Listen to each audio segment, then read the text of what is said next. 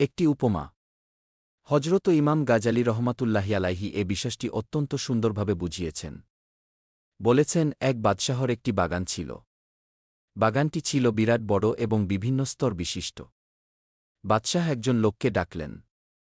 তার হাতে একটি টুকরি দিয়ে বললেন, আমার বাগানে যাও এবং টুকরি বোঝাই করে নানা প্রকার ফলমূল নিয়ে আসো। আমি তোমাকে পুরস্কৃত করব, কিন্তু শর্ত হল, বাগান থেকে যখন তুমি একবার বেরিয়ে আসবে, তখন দ্বিতীয়বার বাগানে আর প্রবেশ করতে পারবে না।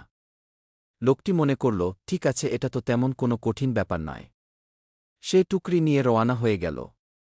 এক দরজা দিয়ে বাগানে প্রবেশ করল। দেখল গাছে গাছে ফল পেকে আছে, নানা জাতের সুন্দর সুন্দর ফল, কিন্তু এগুলো তার পছন্দ হল না। সে বাগানের আরেকটি অংশে প্রবেশ করল। এখানের ফলগুলো কিছুটা পছন্দ হল, কিন্তু ভাবল, আচ্ছা থাক। সামনের অংশে গিয়ে দেখি সেখানে হয়তো আরও উন্নত ফল রয়েছে। সেখান থেকেই ফল ছিঁড়ব এবং টুকরি ভরব। সে সম্মুখে অগ্রসর হল। বাগানের পরবর্তী অংশগুলোতে অনেক উন্নত মানের ফলমূল ছিল। এখানে এসে তার মনে হল এখান থেকে কিছু ফল ছিঁড়ে নিই। কিন্তু পরক্ষণেই ভাবতে লাগল, প্রথমে সবচেয়ে উন্নত ফল টুকরিতে তুলব। এই কথা ভেবে সে বাগানের সর্বশেষ অংশে প্রবেশ করল। এখানে এসে দেখে ফলের কোনো চিহ্নই নেই।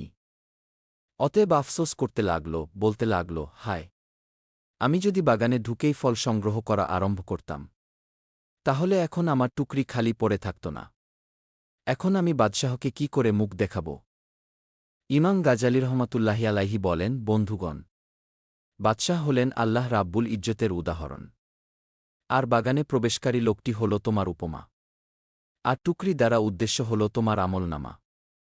আর তোমার জীবন হল বাগান। বাগানের বিভিন্ন অংশ তোমার জীবনের বিভিন্ন ধাপ। এখন তোমাকে প্রতিদিন নেক কাজের ফল ছিঁড়তে বলা হয়েছে, কিন্তু তুমি প্রতিদিনই ভাবো, আমি কাল থেকে ফল ছিঁড়া আরম্ভ করব, অর্থাৎ সম্মুখের অংশে গিয়ে ফল ছিঁড়ব।